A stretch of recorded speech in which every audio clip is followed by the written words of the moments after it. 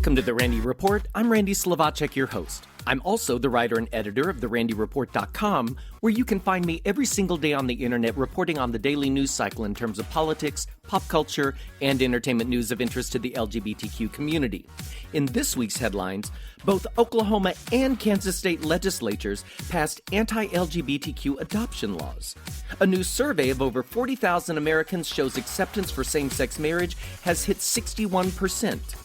Tony Kushner's Angels in America became the most Tony-nominated play in Broadway history as the 2018 Tony nominations were announced this week. And Adam Rippon came to slay on the premiere of the all-athlete season of Dancing with the Stars. All that and more on this episode of The Randy Report.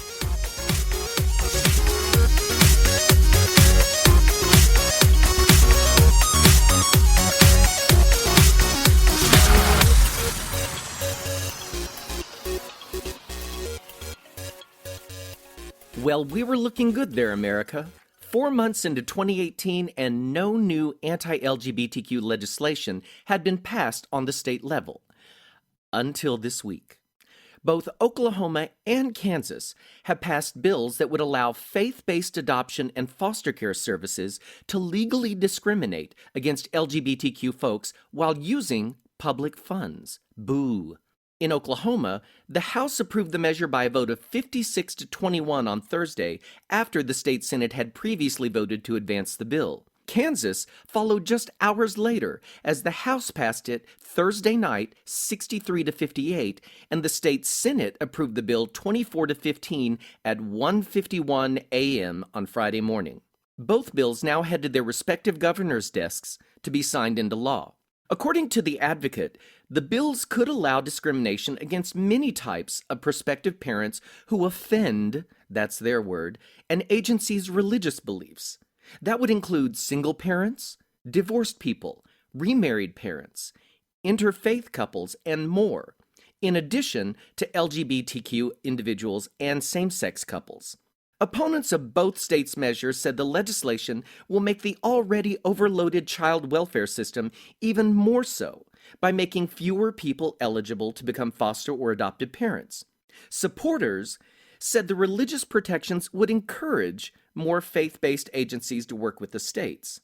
Currently, Texas, Alabama, South Dakota, Virginia, and Michigan have similar laws in place, although Michigan's law is being challenged in the courts by the ACLU. Of course, there would hardly be any need for adoptions at all if heterosexuals didn't abuse and abandon children. As we approach the 3-year mark since same-sex marriage became the law of the land thanks to the June 2015 ruling by the U.S. Supreme Court, Public Religion Research Institute shared the results of a survey of over 40,000 Americans during the last half of 2017 on the acceptance of marriage equality. The poll shows, as a country, 61% of Americans support gay and lesbian couples' right to marriage, while only 30% now oppose. When you break it down state by state, same-sex marriage has majority support in 44 states. Only 6 states fail to show at least 50% support. Those 6 states are Alabama with 41% support, Mississippi with 42%, Tennessee with 46%, West Virginia with 48%, Louisiana also with 48%, and North Carolina just under the majority mark with 49%. Of those, only Alabama has a majority of residents who oppose same-sex marriage. We've a ways to go, but it's definitely progress. Legislation that would ban so-called ex-gay conversion therapy continues to advance in Ireland's parliament. The bill, titled the Prohibition of Conversion Therapies Bill 2018, has now passed the second stage in the Seanad. The legislation would ban the archaic and harmful practice of attempting to cure homosexuality in all of Ireland. Should the bill pass, individuals found guilty of performing conversion therapy on another person could face steep fines and a possible prison sentence. Medical experts around the world say the practice is extremely harmful and can lead to lowered self-esteem, depression, and possibly suicide. In 2015, Ireland became the first country in the world to legalize same-sex marriage through popular vote. Currently, only Brazil, Ecuador, and Malta have nationwide bans on ex-gay therapy. In the U.S., 13 states currently ban the use of conversion therapy on minors, along with nearly 36 cities and local municipalities. Out Olympian Adam Rippon killed this week on the premiere of the new all-athletes season of Dancing with the Stars as he and his pro dance partner Jenna Johnson cha-cha'd to RuPaul's Sissy That Walk. Rippon was clearly thrilled with his pro partner telling Billboard magazine, "I'm not a scientist, but we've got chemistry." The 28-year-old bronze medalist clearly came to slay, and the judges agreed, giving the performance all 8s across the board. That score of 24 tied for the top spot along with pro football player Josh Norman. As someone who's been a professional dancer and choreographer for over 35 years, I have to say I was way impressed. The lines, the body positions, the energy extending all the way out to his fingertips. This was a really strong performance. I will not be surprised to see Rippon add the Glitterball trophy to his already full collection of awards. As we step into May, Outsports reminds us the boys of summer are in full swing on the baseball diamond, and Pride Nights will be a big draw in Major League Baseball this season, with 21 of the 30 teams hosting an event for their LGBTQ fans. The Chicago Cubs will have 2 such nights, one on June 10th and one on August 26th, with most of the other 20 teams hosting events in June for LGBT Pride Month. As far as I can tell, only 3 teams, the New York Yankees, Cincinnati Reds, and Los Angeles Angels, have never held any sort of Pride Night, a streak that will probably continue this year barring any last-minute addition. The National League West is the only division with all 5 teams having a Pride event in 2018. For a full list of the Major League Baseball teams and their Pride Night status, head over to Outsports.com. I'll have a link in the show notes. Disney Night on American Idol did not prove to be a magical event for contestant Ada Vox, the drag persona of Adam Sanders, who has been wowing the judges all the way into the talent competition's top 10.